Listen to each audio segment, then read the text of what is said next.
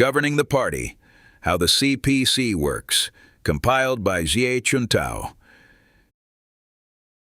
Chapter 6, Close Ties with the People. In the past 95 years, the CPC has developed from a small party with only dozens of members to a ruling party with a membership of 87 million. This was achieved with not only the party's governing capacity, but also its foundations for governance.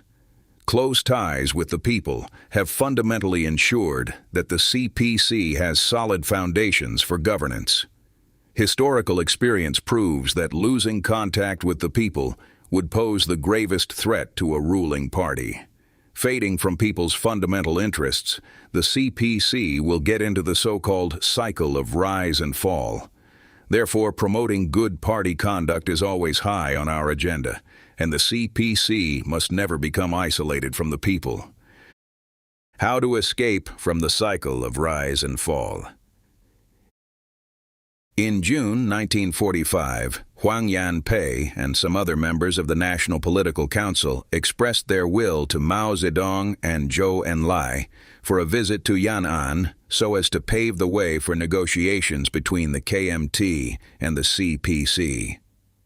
The CPC Central Committee welcomed their visit. During their three-day visit in Yan'an, Huang and the other visitors had a half-day every day to talk with CPC leaders such as Mao Zedong and Zhu Dai, and the talks totaled about 10 hours. Within that short time, Huang acquired an understanding of the CPC's governance in Yan'an. Having some time after talks, Huang and other members of the group only looked around the town of Yan'an. They found that besides various shops, there were many suggestion boxes on the street, through which suggestions could go to Mao Zedong himself. Huang was very impressed by this visit. In a social evening in Yan'an, he talked about his impression. A friend once told me that the government here seems to be responsible for both the lives and livelihood of all the people. Realizing this, the CPC will have no other political obstacles. When asked his impressions about Mao Zedong before leaving Yan'an, Huang said, "Throughout my life of over 60 years, I had seen no one escape from the historical cycle of rise and fall." But he hoped the CPC could find a new path to escape from this cycle.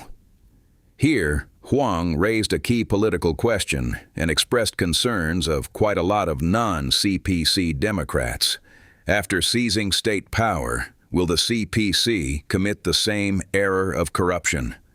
The historical cycle mentioned by Huang refers to the cycle of rises and falls of dynasties in Chinese history. Is there such a cycle in human history? This is a thought-provoking and controversial question, and it can only be answered by history itself. In Chinese history, the dynasties spanned from several days or months to several hundred years. Among all the 62 dynasties from the Qin dynasty, 221 to 206 BC, to the Qing dynasty, 1644 to 1911, each spanned an average of 60 years. None of them escaped from the cycle of rise and fall. Therefore, the topic of the historical cycle of rise and fall had become the concern of all people looking at the future of the Chinese nation. In 1940, Tan Ka-ki and some other patriotic overseas Chinese visited Yan'an after breaking through various obstacles set by the KMT. He asked Mao Zedong a question. Yan'an was too poor for the CPC to commit corruption, but after achieving the victory in the whole country and becoming rich, would the CPC continue its honest and upright conduct? When the CPC took control of Peiping, Fu Zuoyi, the then KMT military leader of the city, asked a similar question. The KMT government was overthrown by the people only 20 years after being in power. So would the CPC commit the same error of corruption 30 or 40 years after seizing state power? On the same day when Huang asked Mao the question, another member of the visiting group, Zhou Shunsheng, asked a similar question, but the person being asked was Peng Dehuai. If your conditions were changed one day, how could you ensure you would never be corrupt? Mao answered Huang, We have found a new path. We can break free of the cycle. The path is called democracy. As long as the people have oversight of the government, then the government will not slacken in its efforts. When everyone takes responsibility, there will be no danger that things will return to how they were, even if the leader has gone. On the same day, Peng gave almost the same answer to Zhuo. If there was no political democracy, where ordinary people had no access to political affairs, while the army was not subject to the restraint of government, every soldier would be sure to become a warlord. What kind of a new path is it? It is a path that highlights, during the process of combining Marxism with China's reality, the Marxist view that the people are the key force to advance social and historical progress. As for theoretical guidance, Mao believed the Chinese people could be awakened as long as the party educated them with Marxism in simple language and ways, and once awakened, they would powerfully support the CPC. He also compared the masses to a bastion of iron. What is a true bastion of iron? It is the masses, the millions upon millions of people who genuinely and sincerely support the revolution. That is the real iron bastion, which no force can smash, no force whatsoever. What kind of democracy is it? The KMT thought political democracy was not suited to Chinese conditions, and if necessary, the government could restrict people's freedoms of assembly, association, speech, and publication. Mao criticized that the KMT attempted to exercise dictatorship by delaying democracy. This would not work because the Chinese people understood and needed democracy. The majority of Chinese people were peasants, but peasants were not fools. Instead, they were clever and concerned about their own rights and interests, the same as anyone else was. What is the oversight of the government by the people? Oversight is a political practice of millions of people. Only with the participation of masses of people could people's oversight be promoted, which would support a party to break free of the cycle. To make the people have oversight of the government and exercise political democracy are necessary conditions to break free of the cycle of rise and fall. Summarizing the experience of the Paris Commune, Marx raised the idea of making people the masters of their own destiny, and he detailed measures to prevent government staff from being bureaucrats. Correspondingly, in Mao's talks with Huang Yanpei, democracy and the oversight of the people were real democracy with which the people could manage state affairs through oversight. Mao thought labor's right to run the state, the various enterprises, education, and culture, was labor's greatest right under socialism and the most fundamental right. Only when the people exercised their right of oversight could corruption be fundamentally prevented and party members and officials be full of fighting spirit. Political democracy in the liberated areas once deeply impressed Huang Yanpei. After controlling an area, the CPC would first work to gain people's support and allow them to elect local government heads on their own will. Indeed, the practice of democracy was far more than Huang got to know. He didn't know how hard the CPC had worked to realize political democracy, not only bringing people the rights of democracy, but also helping illiterate peasants to vote with beans. Relying on the people and serving the people, the CPC finally seized state power. Before being victorious throughout the country, Mao had warned the entire party to remain modest, prudent, and free from arrogance and rashness in their style of work. In the early stage after the PRC was founded, he also opposed bureaucracy becoming isolated from the people. In May 1950, Shenyang, the capital of northeast China's Liaoning province, applied to build a bronze statue of Mao Zedong.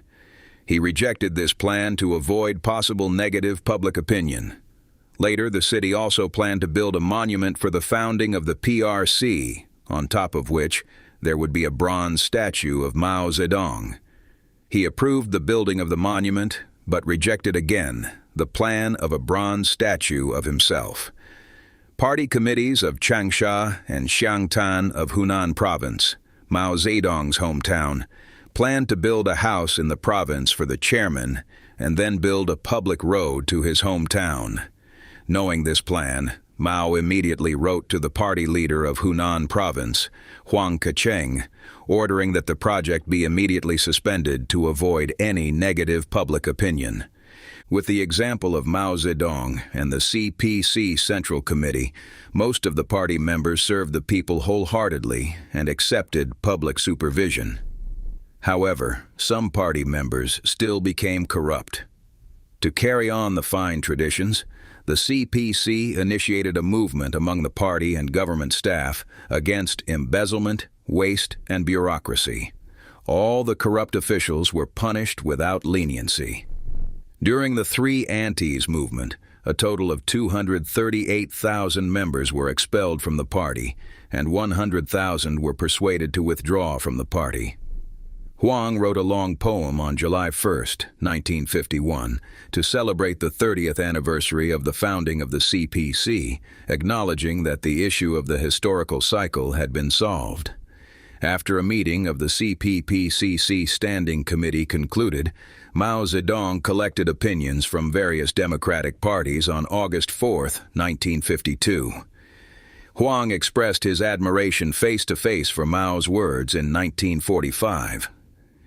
The results of the Three Antis and Five Antis movements prove that Chairman Mao's conclusion in Yan'an that the CPC can break free of the cycle with democracy is correct. When visiting the 8 democratic parties and the All-China Federation of Industry and Commerce at the end of December 2012, Xi Jinping said the talks between Mao Zedong and Huang Yanpei in Yan'an on the cycle of rise and fall are still spurring on the CPC. Democracy of the entire party must be seen in every party member. How should party members and officials take the path of democracy? They must serve the people wholeheartedly. Fulfilling their duties well is the best way to serve the people. Losing contact with the people would pose the gravest threat to a ruling party. The report of the 18th CPC National Congress in 2012 reaffirmed that under new conditions, the party faces complicated and severe long-term tests in exercising governance, carrying out reform, and opening up and developing the market economy, as well as tests from the external environment and dangers of lacking in drive, incompetence, being out of touch with the people, and passivity and corruption. The 4 dangers, in essence, mean isolation from the people. The danger of lacking in drive comes from satisfaction with achievements, which will inevitably cause many problems affecting the party's ties with the people. With the danger of incompetence, the party will be unable to govern the country well, satisfy people's demand, and protect their interests, which will ultimately lead to isolation from the people. The danger of passivity and corruption will damage the party's image and arouse dissatisfaction among the people. Being out of touch with the people is the biggest danger to a ruling party, which will fundamentally ruin the foundations for governance. In history, there are profound lessons about isolation from the people. In the late 1980s and early 1990s, communist parties in some countries, which had overlong access to power, were overthrown, providing living cases of warning. Actually, early in October 1926, the founder of the Italian Communist Party, Antonio Gramsci, had warned the Communist Party of the Soviet Union, Bolsheviks, CPSU, about the danger of isolation from the people. However, this warning had long been neglected by the CPSU.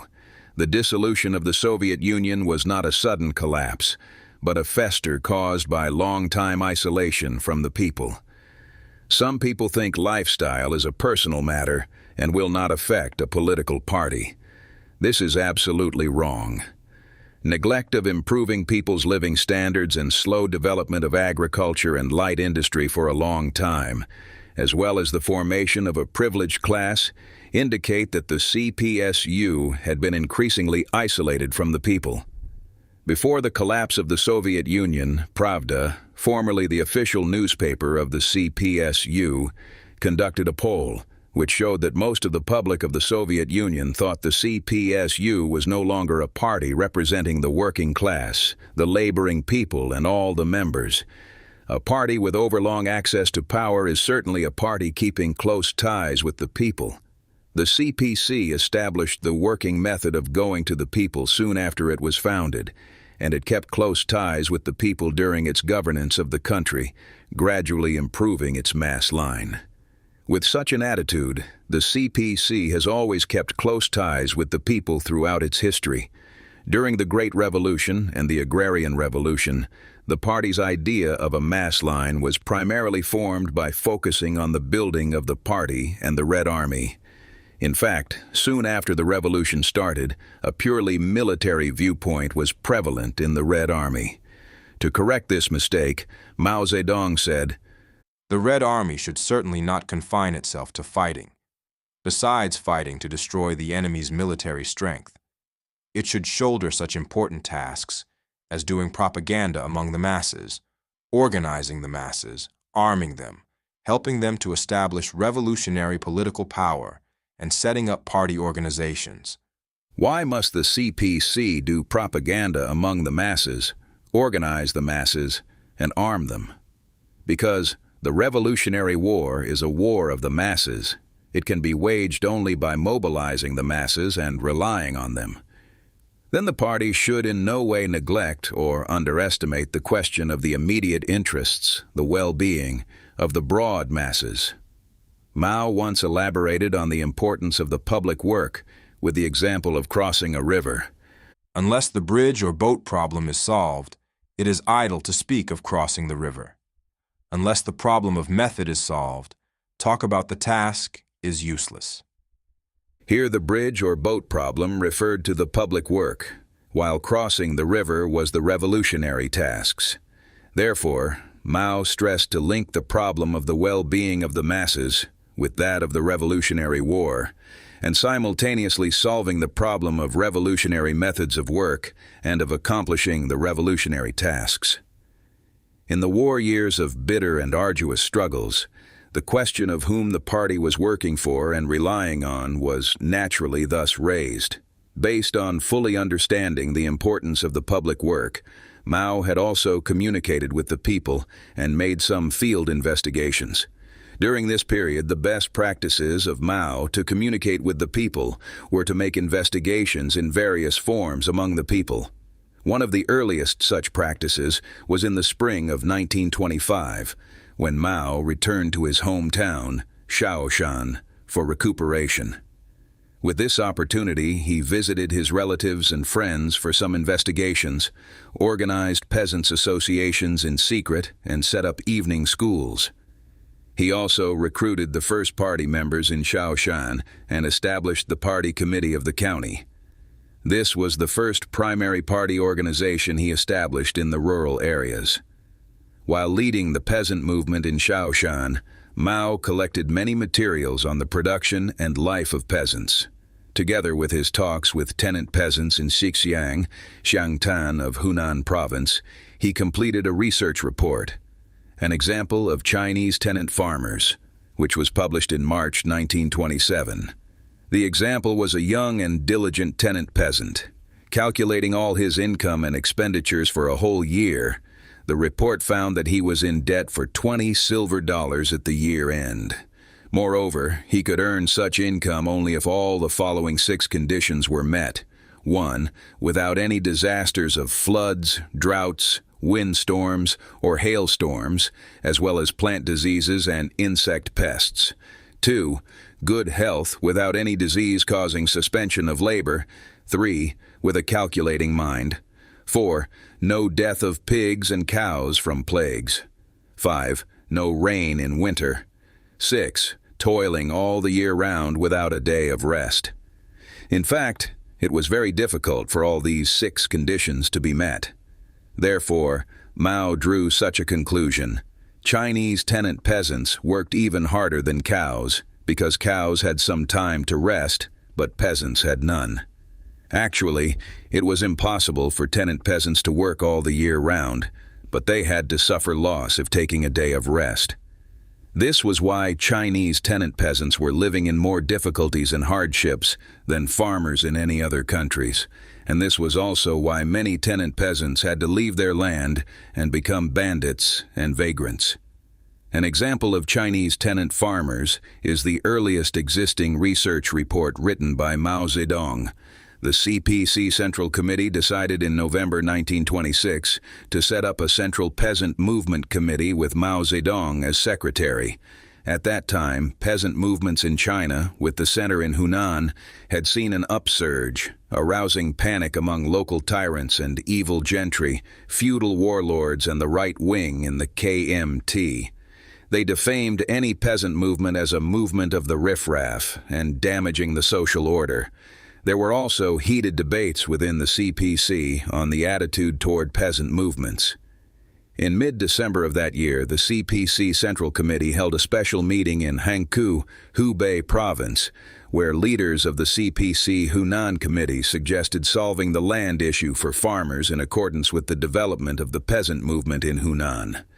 Mao agreed to this suggestion, but Chen Duxiu, then the General Secretary of the CPC Central Committee, thought it was not time to solve the land issue, and what the party could do was just propaganda. Chen also said the peasant movement in Hunan was going too far and naive. How should the CPC lead the peasant movement? As the secretary of the Central Peasant Movement Committee, Mao decided to make a field study on the real conditions of the peasant movement. Beginning on January 4, 1927, Mao spent 32 days in Hunan Province, traveling more than 700 kilometers and making a first-hand investigation of conditions in the 5 counties of Shangtan, Shangxiang, Hengshan, Liling, and Changsha. He saw and heard of many strange things of which he had hitherto been unaware. For instance, in Hengshan County, he saw women who gathered in force and swarmed into their ancestral temple, firmly planted their backsides in the seats, and joined in eating and drinking. In Liling, peasants told him a local tyrant, nicknamed Monarch of the Countryside, used to resolutely oppose the Peasant Association, but later became obedient to the Township Peasant Association. All these vivid examples opened a new horizon to Mao and made him better understand the peasant movement. Through investigation, he found that the peasant movement was actually fine, but not terrible, as the KMT had said. Moreover, the poor peasants were vanguards of the revolution, and what they were engaged in was not a movement of the riffraff. On the question of going too far, Mao thought this was not completely correct, but inevitable. Chinese peasants, being oppressed for thousands of years, now had an opportunity to be emancipated, so it was inevitable for them to go a little bit far in the peasant movement. After the investigation, Mao completed the famous Report on an Investigation of the Peasant Movement in Hunan, which included more than 20,000 characters. In fact, on the question of peasants, there was no good solution not only in China, but also in the international communist movement. Therefore, Mao's report also attracted the attention of the Communist International, whose official publication soon published Mao's report in English and Russian. This was the first time that Mao's works had been introduced to foreign countries. Later, Mao also made investigations in places in Jiangxi and Fujian provinces, such as Junwu, Xinguo, Chang'an Town, and Kaisi Town, and wrote some investigation reports. Through these investigations, he further understood the tremendous power of the people and set a new style of keeping close ties with the masses, going among the masses, and relying on the masses. During the War of Resistance against Japan, the CPC launched a rectification campaign in Yan'an and raised the idea that the masses are the real heroes. In June 1943, the CPC Central Committee passed the decision on Some Questions Concerning Methods of Leadership, drafted by Mao Zedong, requiring that, in all the practical work of our party, all correct leadership is necessarily from the masses to the masses. The party's mass line was established at this stage and then carried out by the entire party in all aspects of its work. During this period, the CPC launched a large-scale production campaign. In order to alleviate people's burdens, the Shanxi Gansu Ningxia border region mobilized all party members, officials, soldiers, residents, and students to participate in production. The CPC central leaders set an example with their own conduct. Mao Zedong reclaimed a piece of land to grow vegetables in the mountain area near his cave dwelling. Zhu Dai and local people in Zhaoyuan built a ditch. Wang Zhen led the 359th Brigade of the 120th Division to convert wasteland in Naniwan into productive farmland, becoming an example of the large-scale production campaign. The Shanxi-Chahar-Hebei border region formulated measures to encourage reclaiming floodland, stimulating enthusiasm among local peasants, and developing agricultural production in the border region. The Central China Anti-Japanese Base adopted the measures of registering cows, providing seeds and low-interest loans, and developing sideline production, combining the strength of the army and local people to build the Atea, successfully gaining support of the people. To develop the people's arms and massive guerrilla wars, the CPC, closely relying on the people, organized in various forms a vast number of peasants in border regions to fight against the Japanese. In September 1943, the Japanese army launched a large-scale mop-up operation in the anti-Japanese base areas. The 8th Route Army, uniting with local militia, created tactics such as mine warfare, tunnel warfare, liaison stations, and sparrow warfare, engulfing the enemy in the boundless ocean of people's war. When summarizing the experience for the victory of the War of Resistance against Japan in 1945, Mao Zedong said, "The people and the people alone are the motive force of world history." The key to success of the People's Army in defeating the enemy with modern weapons and constantly developing itself during wars lies in the support of the people. After 1949, the CPC was facing the arduous task of leading people all over the country to build the country. With various issues to be addressed, the party had to pay more attention to implementing the mass line, and its understanding of the mass line was also deepening. The 8th CPC National Congress, held in September 1956, regarded the fact that economic and cultural development couldn't meet the rapidly growing needs of the people as the chief contradiction in the country. And it set as the country's general task in the new stage as developing social productivity, accomplishing industrialization in the country, and meeting the growing demand of the people in material and culture.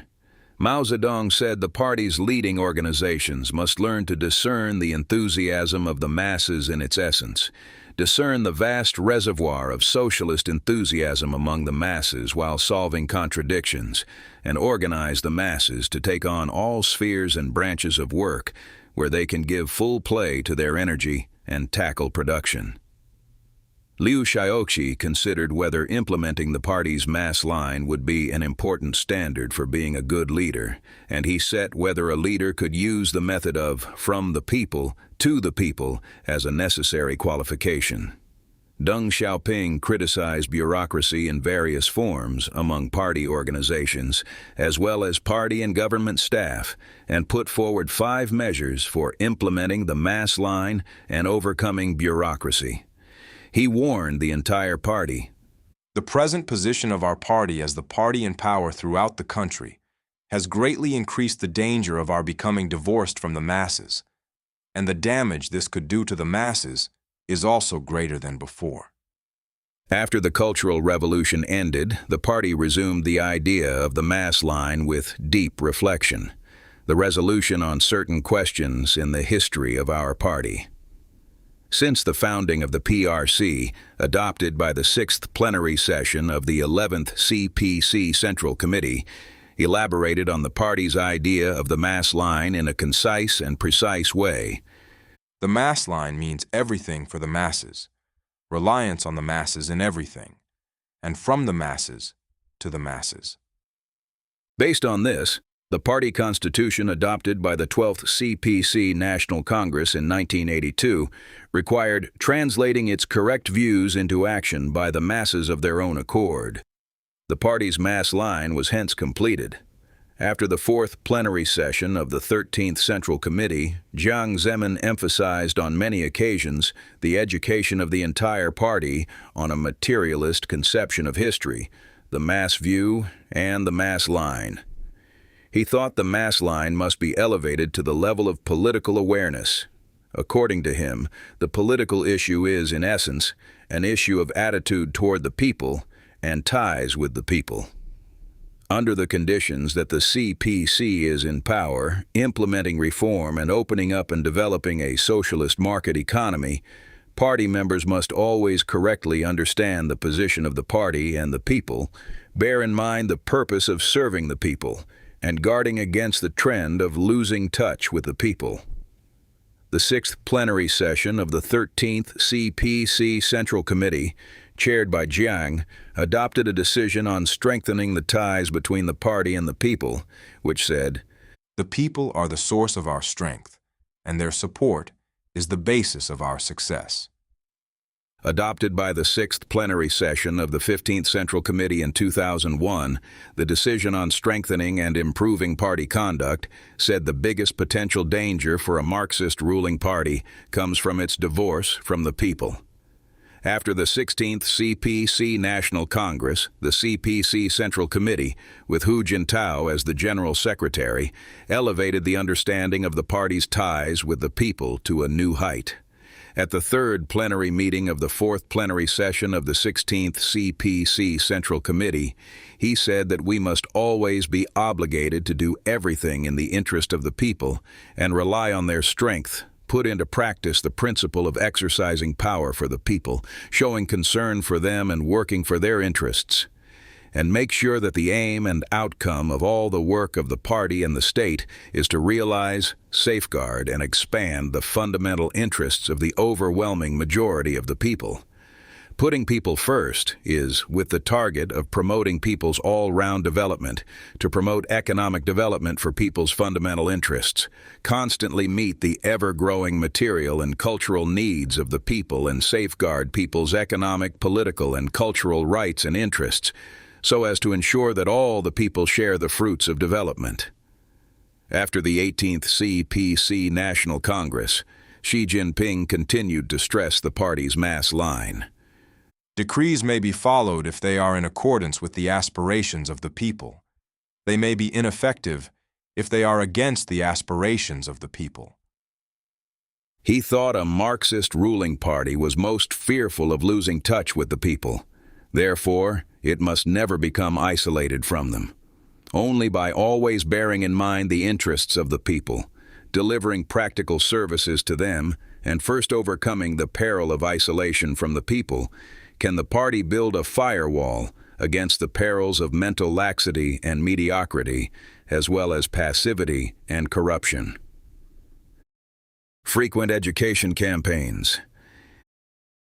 In the 1980s and 1990s, communist parties in the Soviet Union and socialist countries of East Europe were overthrown, sounding an alarm for the CPC.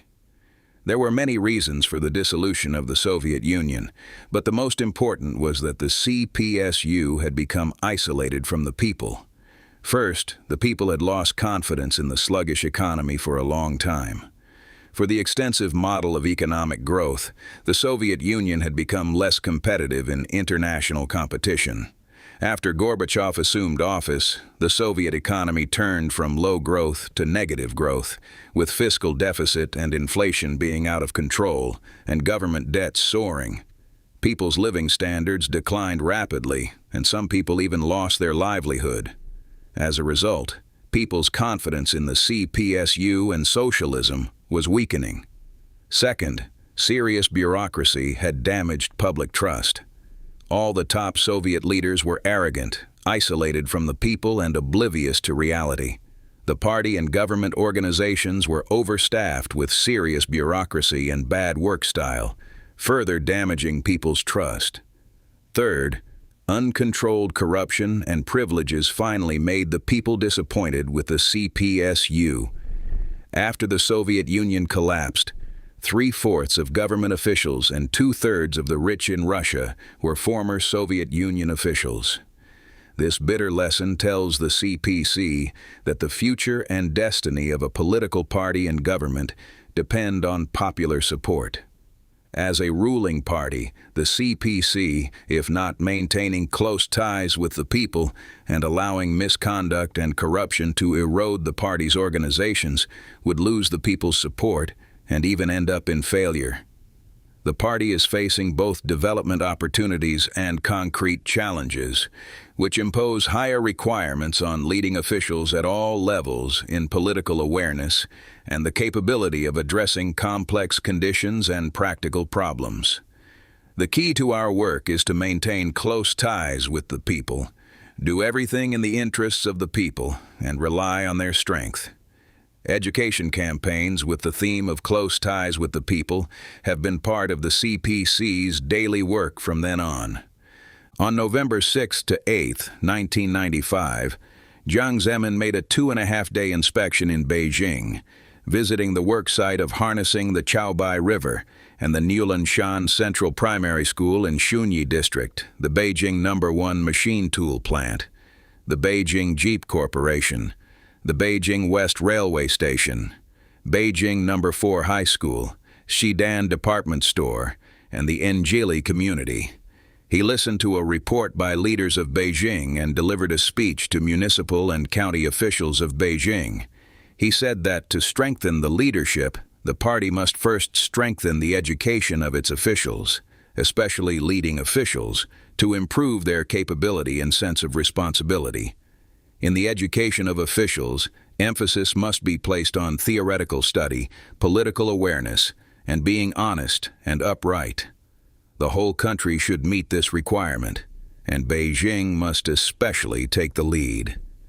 The 3 emphases education was thus raised for the first time. On November 25th, People's Daily published a commentary on the need to study, be politically minded, and honest and upright. According to the article, the need to study refers to theories, knowledge, and technologies, with top priority on theories. To be politically minded, a party official must be mindful of political orientation, political stances, political discipline, and political discernment. To be honest and upright requires carrying forward the good traditions and working style developed in the long-term revolution and construction cause, upholding the truth, adhering to principles, and fighting against harmful trends and corrupt practices in various forms. On October 10, 1996, the 6th plenary session of the 14th CPC Central Committee adopted the decision on strengthening socialist cultural progress, requiring the education of cadres at and above the county level in party spirit and conduct, focusing mainly on the need to study, to be politically minded, and to be honest and upright. The 15th CPC National Congress, held in 1997, decided to continue the education campaign. On November 21, 1998, the CPC Central Committee issued a document requiring the intensification of the education campaign. The 3 emphases education campaign was then carried out throughout the country. The 2-year 3 emphases. Education campaign was an important decision made by the CPC at the turn of the century. With the spirit of rectification, this campaign focused on solving pressing problems in party spirit and conduct, with the aim of improving party members' political standards and faith in the party character and straightening out their ideas. The attitude toward the people, the mass line, and the relationship between the party and the people were the keys of the campaign. Jiang Zemin said the reform and opening up, as well as the modernization drive led by our party, is a cause that needs the participation of the people and serves their interests. Only by trusting and relying on the people and fully fulfilling their initiatives and creativity can the CPC achieve success. Without the courageous attempt by the farmers in Xiaogang village of Fengyang County, Anhui Province, How could the reform and opening up policy start? All the constantly emerging new states of affairs and splendid achievements are the result of the collective wisdom of the people and respecting of people's creativity. Since a ruling party must rely on the people, it must first improve the conduct of its officials. Only by doing so can the party be accepted by the people. During the 3 Emphases education campaign, local party committees carried out various programs to improve the conduct of party officials. For example, the Jiangxi Provincial Party Committee issued a document on strengthening the conduct of party officials, raising detailed requirements on improving the conduct of leading officials, especially those at or above county level. Various municipal party committees in the province also formulated their detailed implementation plans. Nanchang carried out a program to improve the images of leading officials. Guangzhou launched a discussion on how to correct misconduct and establish a good image of public servants. Zhejiang initiated a campaign to improve the work style and efficiency of party and government departments. Xinyu rectified the work style of 95 departments. Incomplete figures showed that in Xinyu, Shangrao, Fuzhou, Ganzhou, Jingdezhen, and Yichun, a total of 200 expensive vehicles and 250 apartments were returned. 560 mobile phones purchased with public funds were sealed up by the government, and the entertainment expenditure reduced by 20% from than the previous year. A program of serving the economic growth, the lower levels, and the people was carried out among all the departments of the provincial government and party committee. A total of 28,000 officials were sent to villages for poverty reduction. Fuzhou launched a project to meet people's needs, in which 20,000 party officials made friends with 100,000 farmers and solved 30,000 cases of real services for them. From August to September 1996, a large number of party and government officials in Ganzhou went to the villages, living and working with farmers and providing real services for them. At a meeting of organization departments held in 1999, an official of the Chongqing Municipal Organization Department thought the faith of some party members, who were pessimistic about the party's future, had been shaken. His conclusion came from an investigation report made by the city. Meanwhile, the CPSU, a large party with 88 years of history and 15 million members, was overthrown overnight. One of the reasons for its failure was that its governance regime was rigid and its governance capability weakened, finally arousing the dissatisfaction of the people.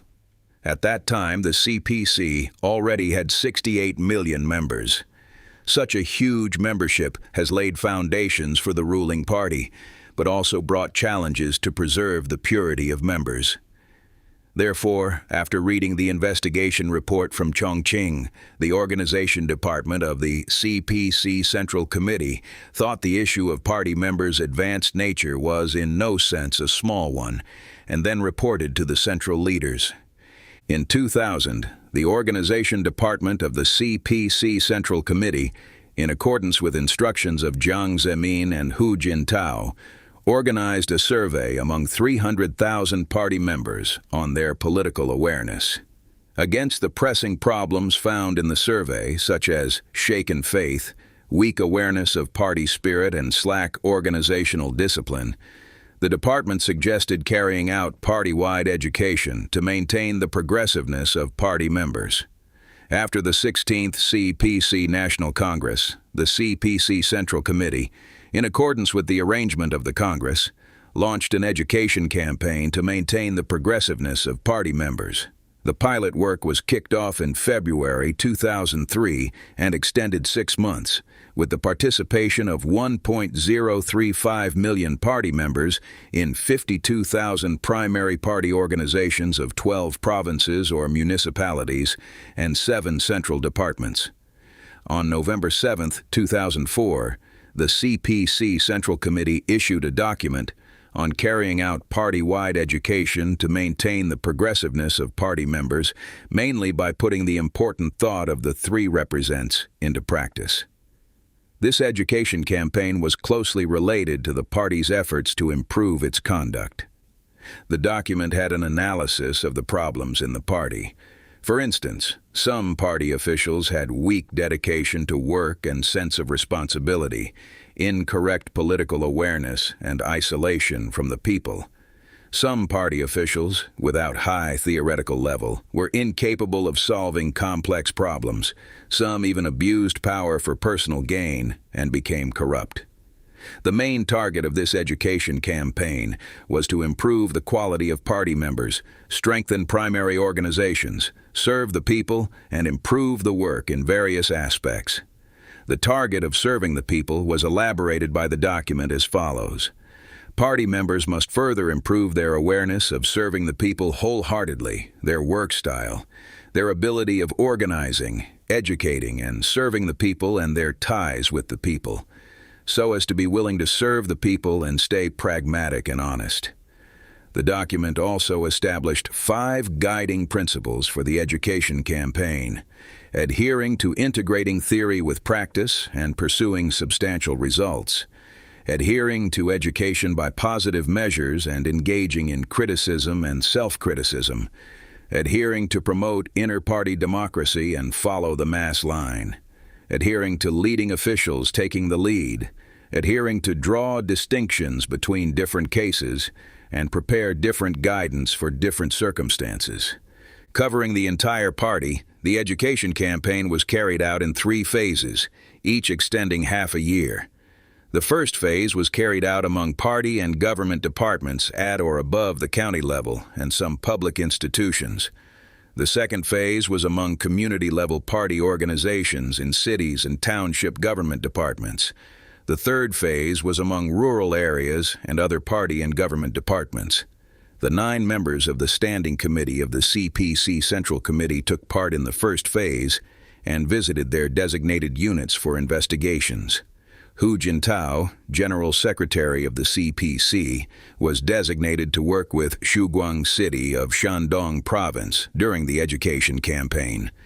With a reputation as the land of vegetables in China, Shuguang is located in the central part of the Shandong Peninsula, exercises jurisdiction over 14 townships and 5 urban neighborhoods with a total population of 1.08 million.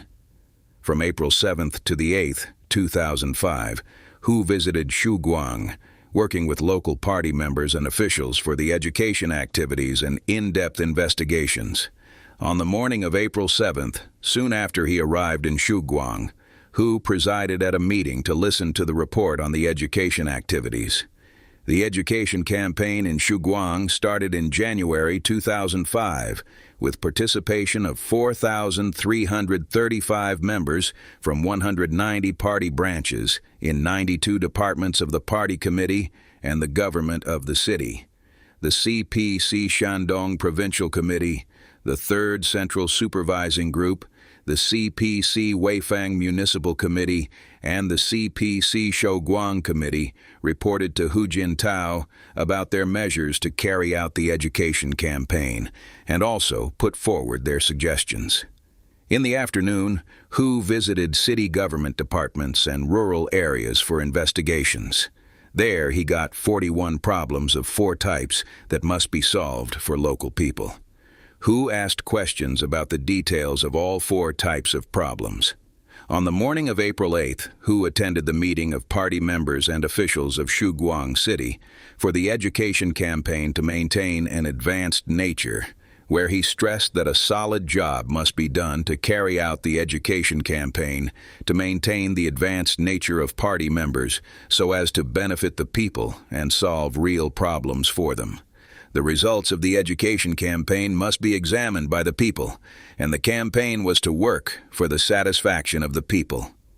On June 30th, 2006, Hu Jintao delivered a conclusion speech at the meeting celebrating the 85th founding anniversary of the CPC and summarizing the education campaign to maintain the progressiveness of party members. The year-and-a-half-long education campaign had ended by then, with the participation of 68 million party members in 3.4 million party organizations. This was the intensive Marxist education campaign with the most participants and the largest coverage in the history of the CPC. Hu said party organizations and members had been more conscious of serving the people. The work style of party officials had been further improved, some problems of people's concerns had been solved, and the relation between the party and the people had been closer. According to him, party members are the components of the CPC, so the progressiveness of party members is an important foundation for the progressiveness of the party. To maintain the progressiveness of party members, it is essential to enhance their awareness of progressiveness. The focus is to solve the pressing problems among them, and the key is to improve the systems. Practice has proved that the effective way to maintain the progressiveness of party members is to not evade problems, but be determined to solve pressing problems, make party members and officials play an exemplary role, and allow the people to supervise and evaluate party members. Promoting good conduct is always high on the agenda. Since the 18th CPC National Congress, the CPC has carried out the program of mass line education and practice, the thematic education campaign of 3 stricts and 3 earnests, and the education campaign of 2 studies, 1 action. In the past few years, people have been feeling the improvement of party and government conduct, cheering the powerful measures against corruption, enjoying the benefits of comprehensively deepening the reform, and being inspired by the solid foundations for a law-based country.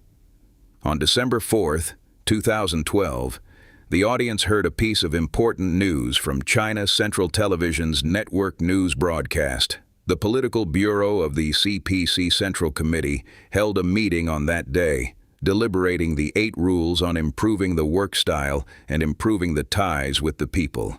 Since then, the 8 rules have become a special and important term in the life of 1.3 billion Chinese. The 8 rules reflect a problem-targeted approach towards solving practical problems involving party conduct. The 8 rules are also the requirements raised by the Political Bureau on itself first.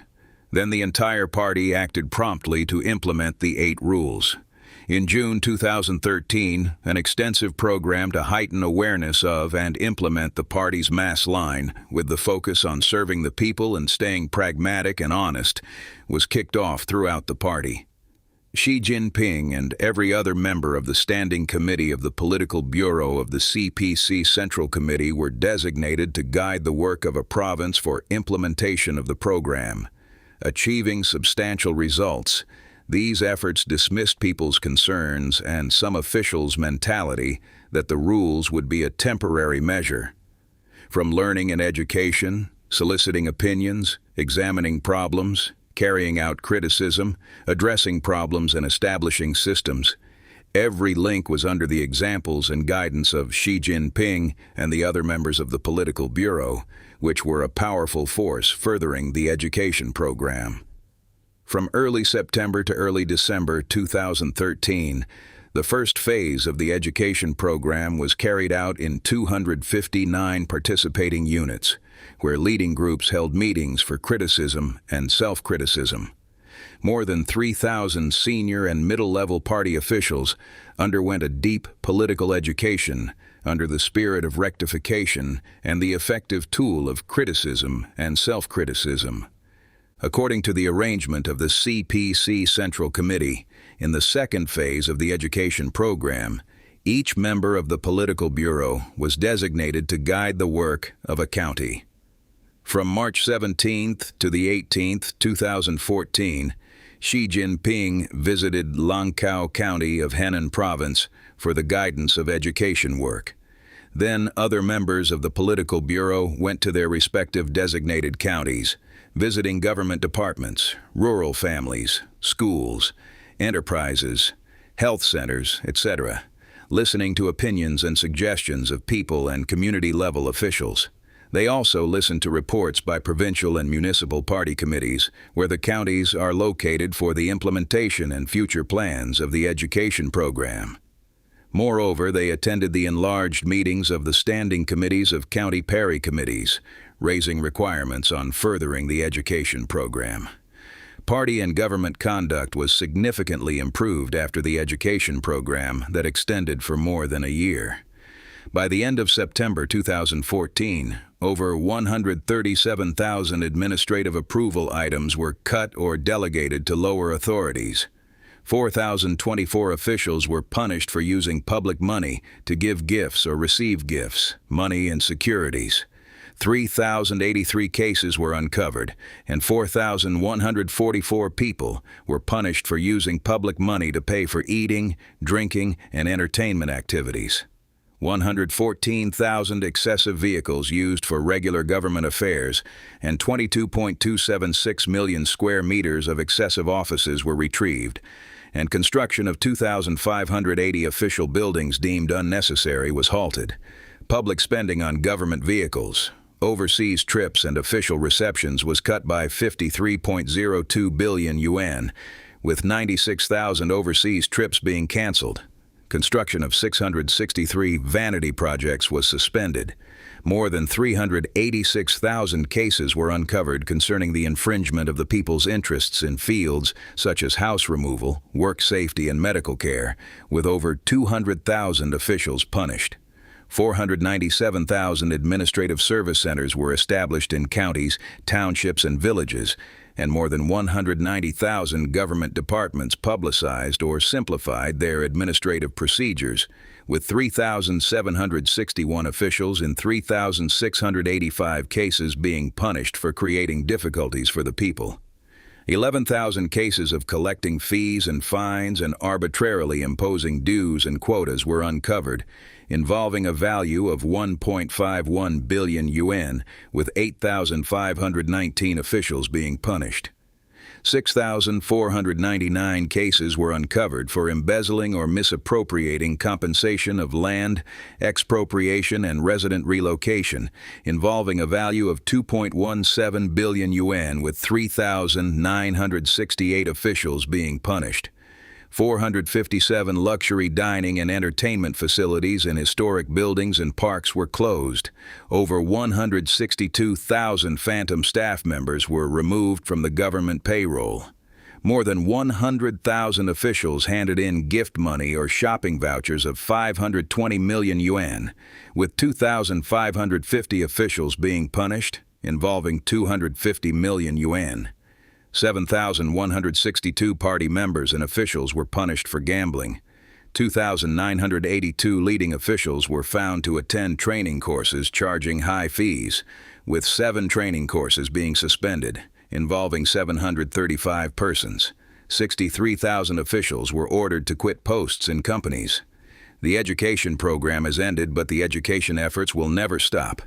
As Xi Jinping said at the meeting to summarize the program of mass line education and practice, this program has ended, but the historic process of implementing the party's mass line and keeping close ties with the people will never end. Xi's remarks are not merely a summary, but also a specific requirement for party members and officials in implementing the mass line. This means not an end to the education on the mass line, but a start of a new round of education campaigns.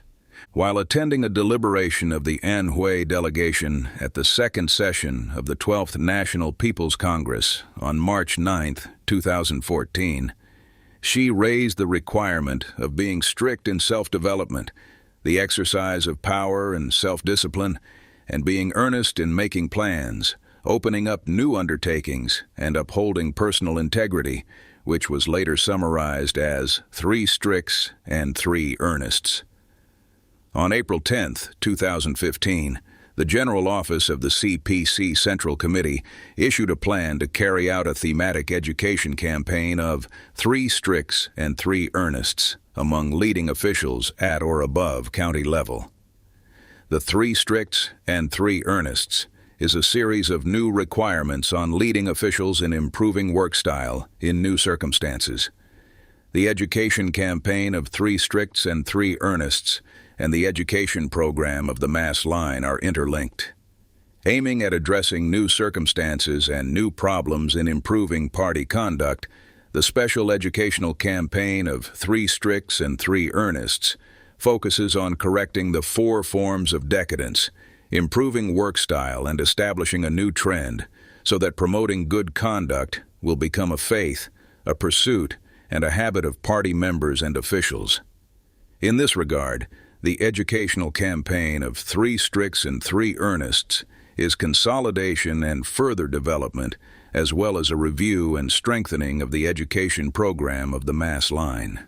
Intensive inter-party education, with the form of educating party members, has a target of better serving the people and implementing the party's mass line.